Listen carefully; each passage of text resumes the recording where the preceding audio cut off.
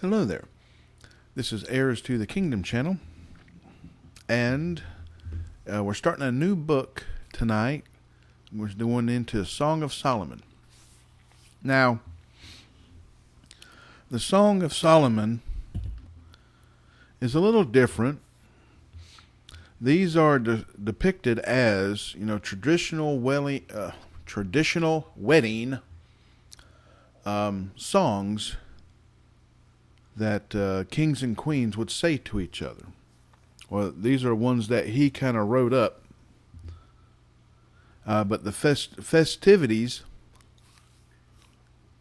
are a tradition.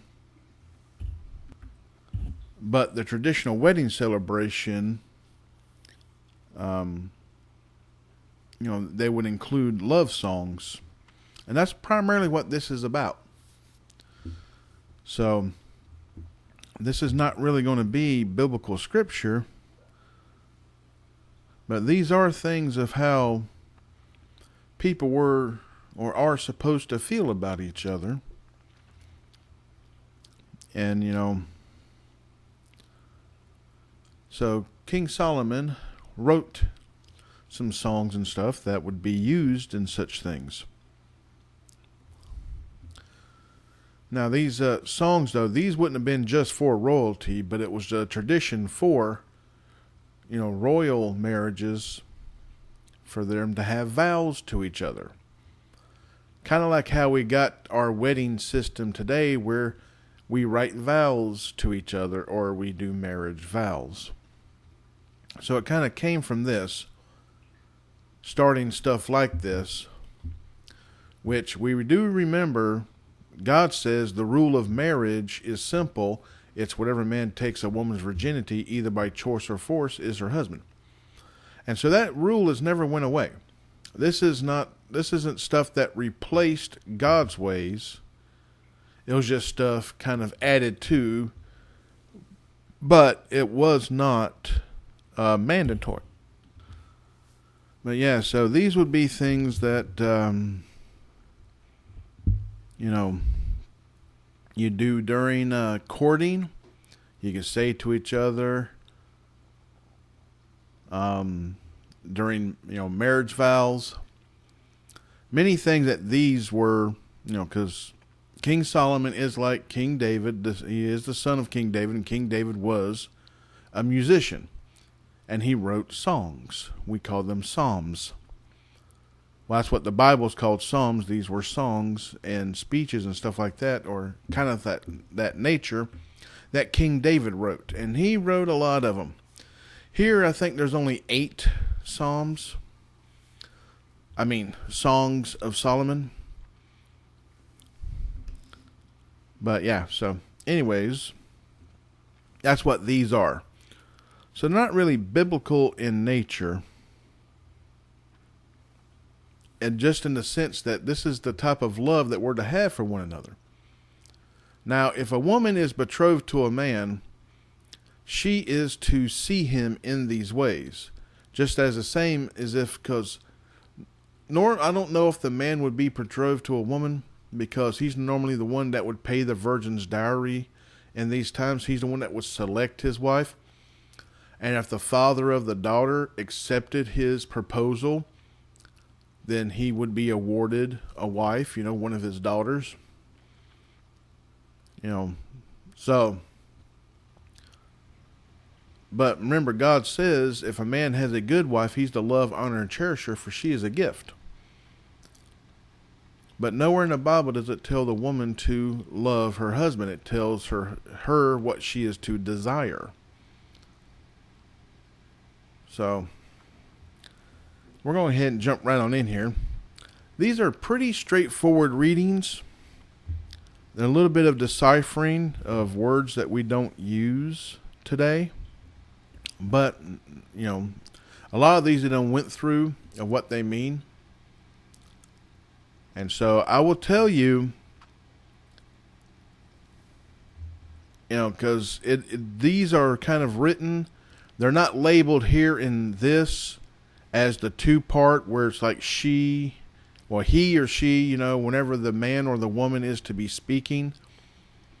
or that they are the ones saying these, but Solomon wrote these in two parts, where it's like a man and a woman talking to each other or singing to each other. If they would be singing these. So I will be telling you when it switches between the man and the woman. And the first part here, starting off with the woman speaking to the man. Okay, so chapter 1, verse 1.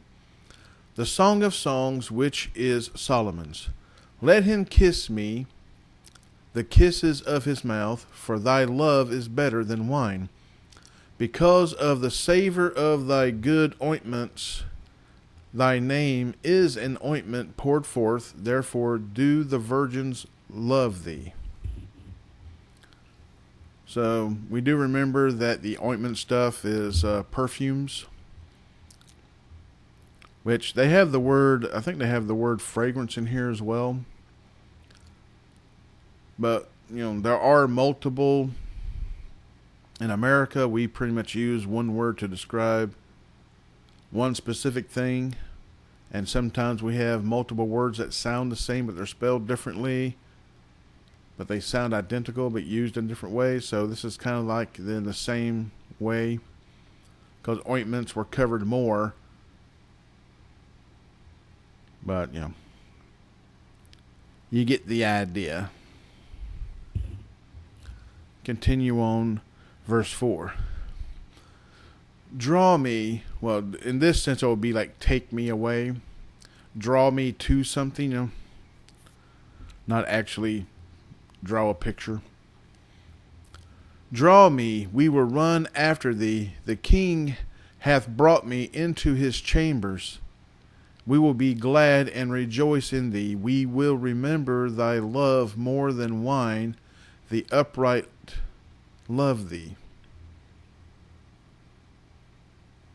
Now, of course, here, this section here, verse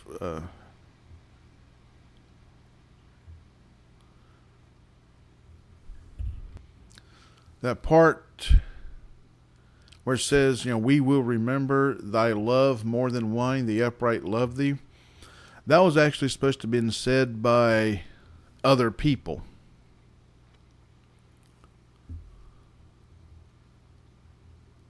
I'm sorry, it starts off, we will be glad and rejoice in thee. We will remember thy love more. This was actually supposed to be like the wedding party or friends of the man and woman, or king or queen, whichever. They're supposed to say that part. So yeah, without it actually separated with the titles, and I can't put them in here. I can put a couple in, but I can't put as many as this would actually have to separate them. I come across this once before, and so I had to do this once before, but it was in the Psalms whenever it was multiple people writing one psalm, and I had to list the names. But yeah.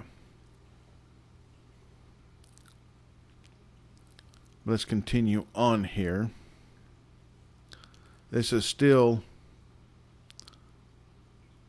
I'm sorry, the last part, the upright love thee, would be still be her saying this. So it's back to her speaking. The upright love thee. I am black, but comely. Now here, black isn't meaning color. It just means dark. I'm like darkness. And comely is another way of saying lovely. But I guess it would be the more of the internal, I am a lovely person inside, not just pretty on the outside type thing. A lot of people just won't care about that nowadays, but it's like being humbled. That's who you are as your being. But let's continue on. This is still her speaking. O ye daughters of Jerusalem, as the tents of Kedar, as the curtains of Solomon. This is talking about the darkness part. It will pretty much be worded like, I am dark but lovely. So that's how it would be easier way to say that. But let's continue on verse 6, which is still her speaking. Look not upon me, because I am black, I am dark, because the sun hath looked upon me. My mother's children were angry with me. They made me the keeper of the vineyards, but mine own vineyard have I not kept. So we're learning here that we got the other thing with Solomon's mother speaking, talking about the woman working the vineyard, getting land to do vineyards. So we're seeing here in these times the women would work the vineyards and the men would work the flocks. They would be shepherds of the flocks. So yeah, like, the fields, the flocks and stuff like that, most of the men would do the building and everything of that nature. But yeah, it isn't like, women did nothing. Like everybody worked. But let's continue on verse 7. Tell me, O thou whom my soul loveth, where thou feedest, where thou makest thy flock to rest at noon. For why should I be as one that turneth aside by the flocks of thy companions? Verse 8 would be like the friends or the wedding party type deal. When, other people. I'm just going to say other people. If thou know not, O thou fairest among women, go thy way forth by the footsteps of the flock, and feed thy kids beside the shepherd's tents. Now, kids were baby goats. Little bitty goats. The babies. They called them kids. Actually, I probably used the word friends. So you have him, her, and friends. I'll be using those terms. So verse 9 now starts with him. I have compared thee, O my love, to a company of horses in Pharaoh's chariots. Now, the first time I read this, I automatically thought about, I don't know if anyone else has seen A Knight's Tale. It's a movie where he compared the woman to the flanks of his horse. And she was offended by that. But it's a lot of people don't really understand this, but the horses in Pharaoh's teams were the best of the best of the best. But I think in today's world, anybody would be a little offended if you were compared to an animal, even if it's the most, one of the most beautiful ones out there. Shouldn't be, but yeah. Let's continue on. It's still him talking. I'm going to see, he's speaking all the way through 11. So, thy cheeks are comely with rows of jewels, thy neck with chains of gold. Now, of course, that comely here is also lovely. Another word for lovely. But now we're commanded a woman is not to wear jewelry. That's another difference between Old Testament and New Testament. No gold or pearls or costly array is a commandment from Christ. That's how women are to be. But of course we're talking about a woman going to be queen here, so she's going to be coming from a little bit of money, as they would say. Verse 11. We will make thee borders of gold with studs of silver. Now it's her talking. While the king sitteth at his table, my spikenard sendeth forth the smell thereof.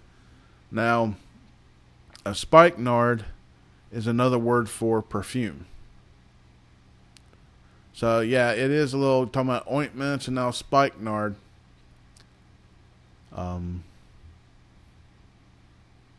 It's something of a pleasant fragrance. Let's continue on 13, which is still her speaking. A bundle of myrrh is my well-beloved unto me. He shall lie all night betwixt my breasts.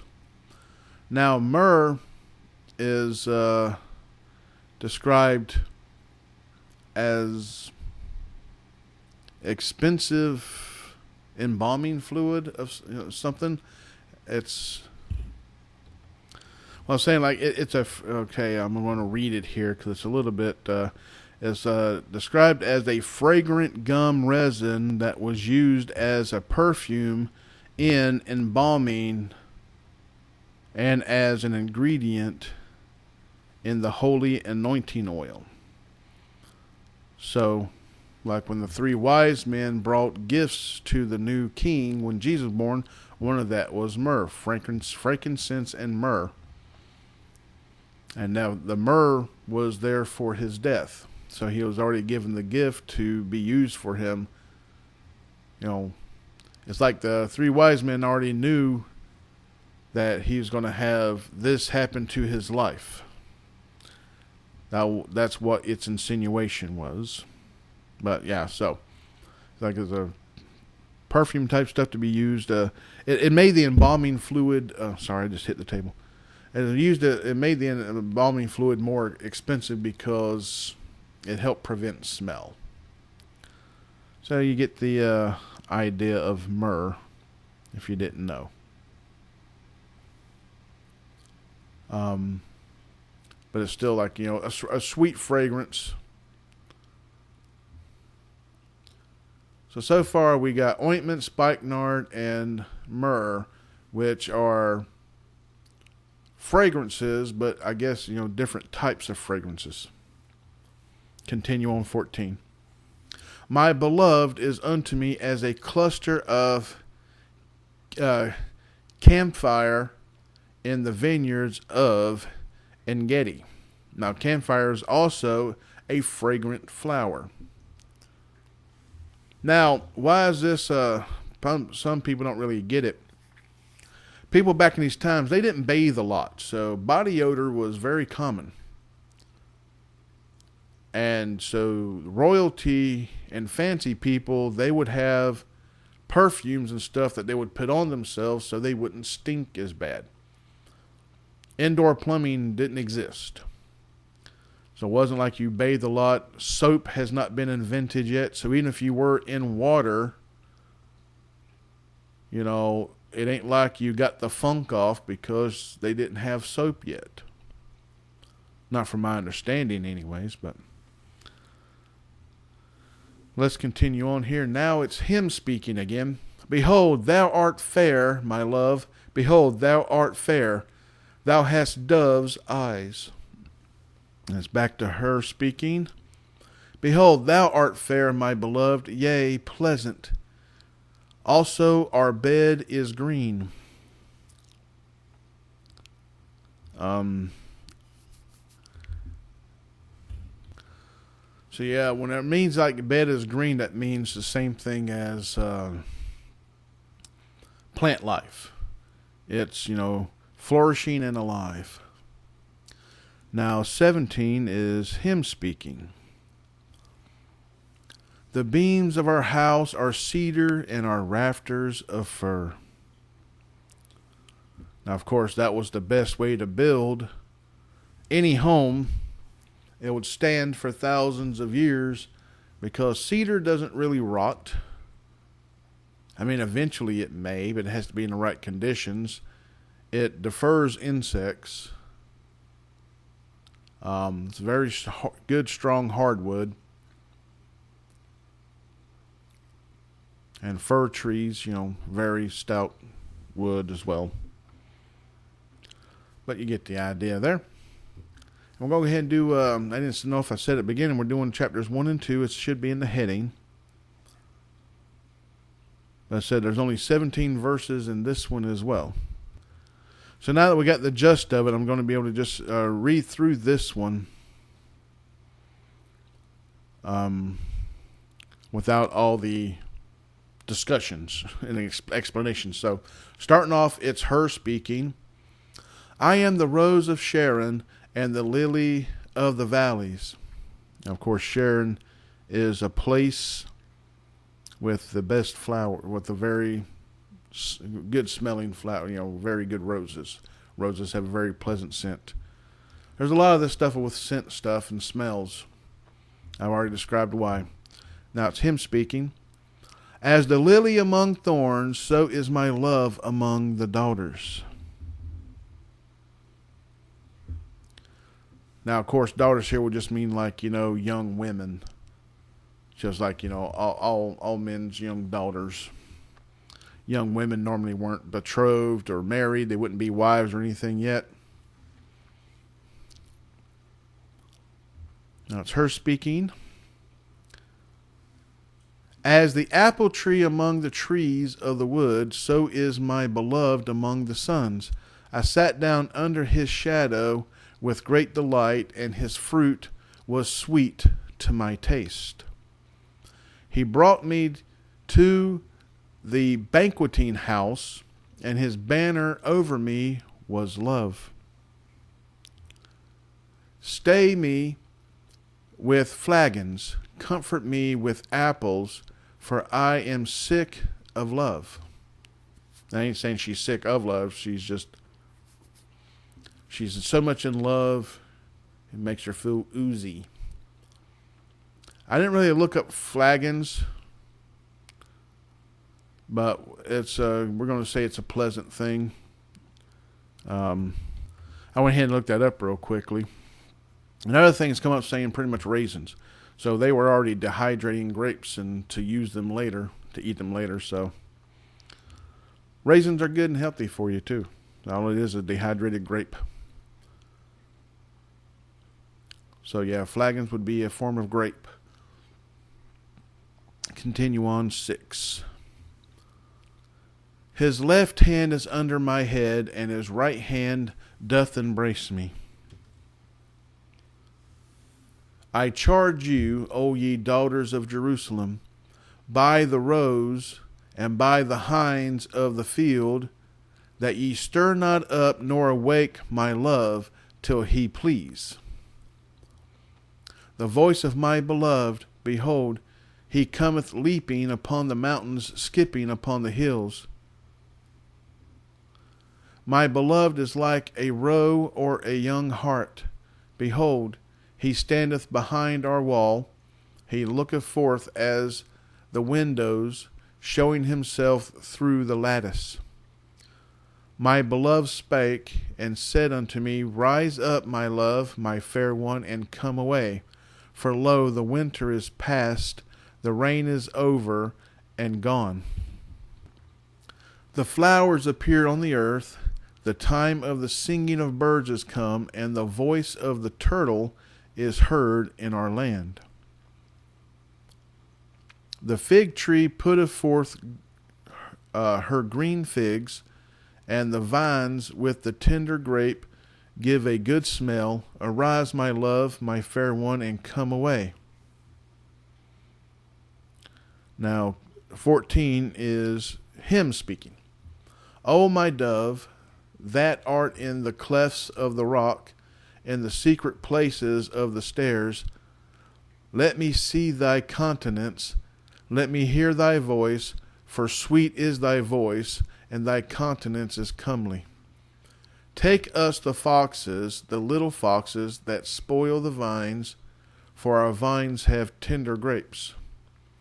Take us means catch, let us catch. If you didn't know that one. Now we're back to her speaking. My beloved is mine, and I am his.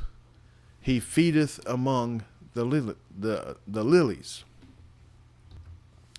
Until the day break and the shadows flee away, turn, my beloved, and be thou like a roe or a young hart upon the mountains of Bether. And so Bether was a place, I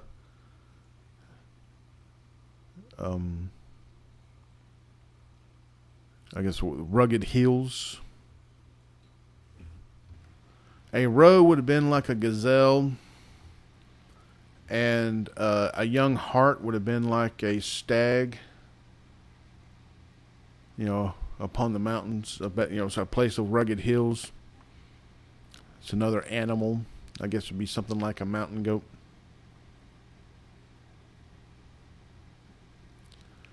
Well, we know that they could climb those and run fast on them, this, that, and the other, and they don't falter, they don't slip. So that would mean you get the idea. But yeah, that's the end of this lesson. Well, it's more of just a reading instead of a lesson.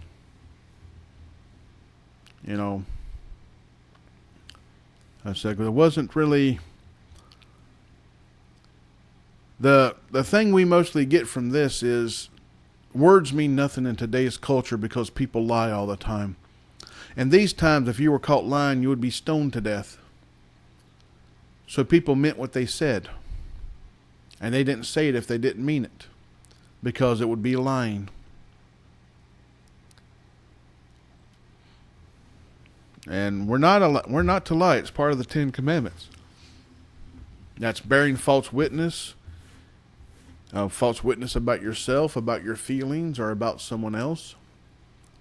And that violates the 10 Commandments. In today's world, people don't care about the 10 Commandments much anymore. Even people in churches don't care about the 10 Commandments much anymore. It's very sad. But that just shows you the hypocrisy that's in all places.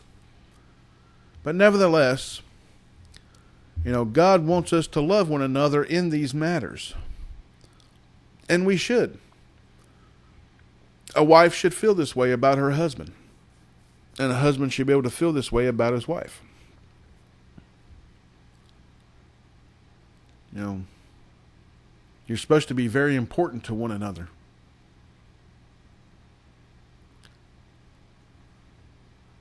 Most of the time, what I've experienced, I ain't saying it's always true with every situation, but, when women lie to get married, they bear false witness about themselves and their intentions. And then once they're married, they seem to do nothing but push the man away. At least that's what's happened to me. And to the point that I'm like, fine, you don't want me, you want someone else, I'm gone. And then they go with someone else, and boom, divorces happen, and I move on. Most men do. Now, the one thing is, I never had any kids in the middle of these. But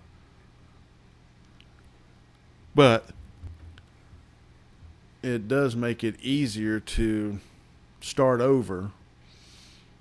What really is sad is whenever there are children in the middle of this, all because someone lied about how they truly felt or who they truly were. You're not to do that.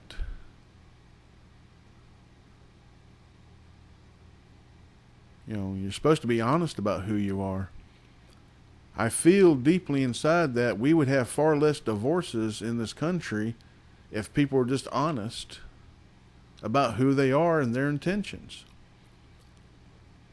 But if that's the truth and everybody's following feminism and following Satanism like they are, there'd be far, far less marriages as well, which is starting to happen now. But it's starting to happen now. It ain't because people are honest. It's because people can't be trusted. So men don't want to marry modern women. And I don't see that changing no time soon. But yeah. Anyways. This is supposed to be something very lovely.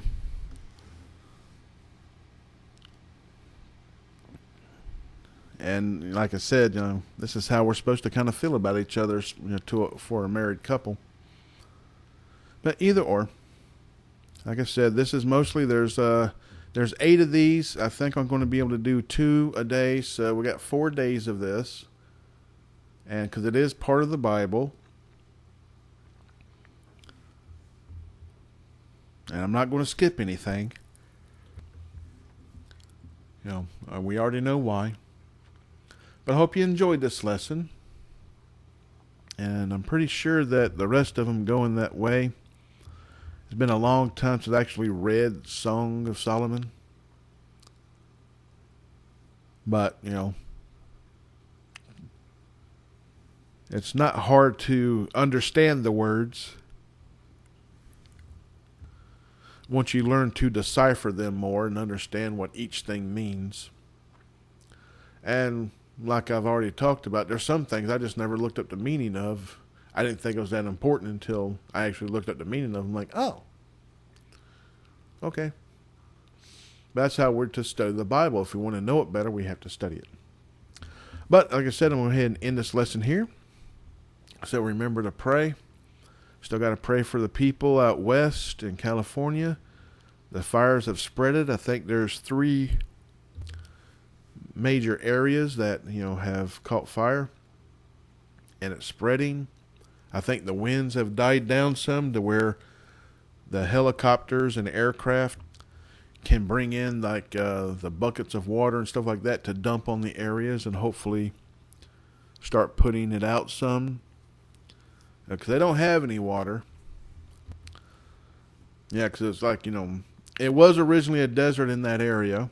Didn't come to find out. I just found out that they changed some stuff and that they quit bringing water from certain areas of the north. They've shut off the river because of a little fish that they're trying to save, and it's like they're pumping the water back into this other area, and there's this delta. They don't want it to flood, so they're pumping water out of it, but pumping to this other area, and supposedly it's also used to help save this little fish species. I don't know the details of it all, but I don't understand about this little fish. I mean, how did it live all this time? Where did it come from? Or this, that, and the other, that now you must keep water from the southern part of California shutting off a river. I don't know. I don't get it. Either way, Newsom has failed the people of California, and these mayors of these towns and areas have also failed the people, because none of them have been doing their job to make sure the people are provided for, which is what they were hired there to do in the first place. They're there to serve the people. All politicians in America are. All rulers are supposed to be there to serve the people, because there's no higher honor than to serve others. But of course, Satanists get into these positions and they exploit it, and they use it for personal gain instead of a place of honor. And most of them are that way today. That's why no one trusts the government or the media or anything else of that nature anymore. So we got to pray about these things. That's all we can do. We can try to educate, spread the gospel, and pray. You got to pray for ourselves. We got to pray for each other. Pray for the lost. But I'm ending this lesson here, so until next time, God bless, good night, and goodbye.